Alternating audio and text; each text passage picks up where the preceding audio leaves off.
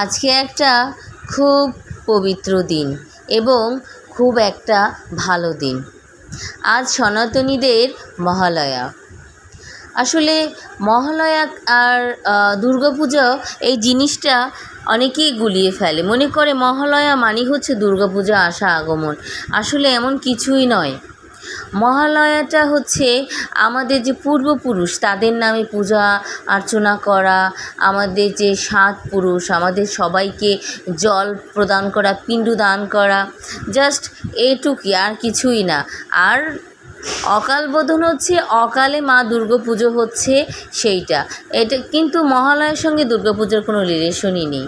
আজ ভোরে ভোরে ঘুম থেকে উঠেছি এবং আমার গাছে তো অবশ্যই ভালো ভালো ফুল ফুটেছে এবং পুজো দিতে আমার আজকে কষ্টই হয়নি। অন্যান্য সময় পুজো দেওয়ার সময় ভালো কোনো একটা অকেশনে অনেক সময় ফুল পাওয়া যায় না, তো আজকে আমার গাছে অনেক ফুল ফুটেছে।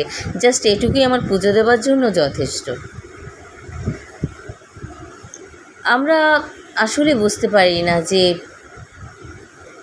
কোন ধর্মের সাথে কোন জিনিসটা আসে বা যায়।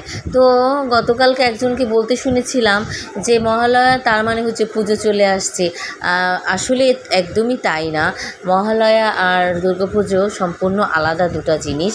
মহালয়াই হচ্ছে পিতৃপুরুষদের নামে জল দান করা, পূজা অর্চনা করা, তাদের আত্মার শান্তির জন্য কামনা করা। আজকে আমার একদম ঠাকুর পূজা অনেক ভোরবেলায় আমি করা শুরু করেছিলাম, যেহেতু ভালো একটা দিন এবং স্কুল আছে, তো সব মিলিয়ে আমি ভোরেই উঠেছিলাম। এবং আসলে আমার পুজোর স্থানটা খুব আমার শান্তির স্থান। আমি পুজো দিতে পারলে নিজের মনকে খুব শান্তি পাই, নিজের মনকে খুব আনন্দ দিতে পারি। তো আজকে অনেক ভোরে উঠেছি, যে আজকে অনেক সময় আমার স্কুলে ব্যস্ততার কারণে ভোরের ঠাকুর সেবাটা অনেক দিন আমি মিস করি।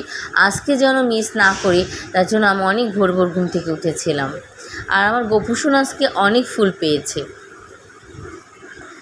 পুজো শেষ করে নাস্তা বানালাম, কারণ হচ্ছে একটু টাইম আছে, মেয়ে আজকে কোচিংয়ে যায়নি, হাতে সময় পেয়েছিলাম। তো ওদিকে আমার ফ্রোজেন রুটিও একদম শেষ হয়ে গিয়েছে। তো ভাবলাম যে প্রয়োজনের জন্য রুটিও বানাই, এবং মেয়ে যেহেতু বাসায় আছে তো ভাজি দিয়ে রুটিও খাবে না, তার হচ্ছে ডিম পোস্ট আর রুটি লাগবে। তো আমি ভাবলাম যাক শর্টকাটই সেরেছি, যেহেতু আমার ভাজি করার মতো টাইম হাতে একদম নেই। আজকে একটু বেশি সময় ধরে পুজো করেছি এর জন্য। আর রুটিটা আমার অত গোল হয় না, অনেকের রুটি হয়তো বা গোল হতে পারে, আমি মোটামুটিভাবেই কোনো রকম রুটি করি। ওই যে বলেছিলাম যে স্কুলে আমি একটু আগিয়ে আসি, যেহেতু আমার বাসাটা একটু দূরে, এখনও আমার কলিগরা অনেকে এসে পৌঁছায়নি, তো বসেই ছিলাম। আর যে গরম পড়েছিল, হয় এখন সন্ধ্যায় অনেক বৃষ্টি পড়েছে, বাট দুপুরবেলা না, স্কুলে যাওয়ার পর থেকে এত গরম, বাইরে এতটা রোদ, মানে কি বলবো, এর জন্যই সন্ধ্যার পরে বৃষ্টি নেমেছে। একটা টিফিন টাইম বলবো না, টিফিনের পরপর আমরা যখন ক্লাস শুরু করলাম, তখন প্রাইমারি স্টুডেন্টরা টিচারদের নিয়ে এভাবে খেলছিল। হয়তোবা ওদের বইয়ের পার্টে এই মানে অধ্যায়টা আছে এ ধরনের, এর জন্যই হয়তোবা।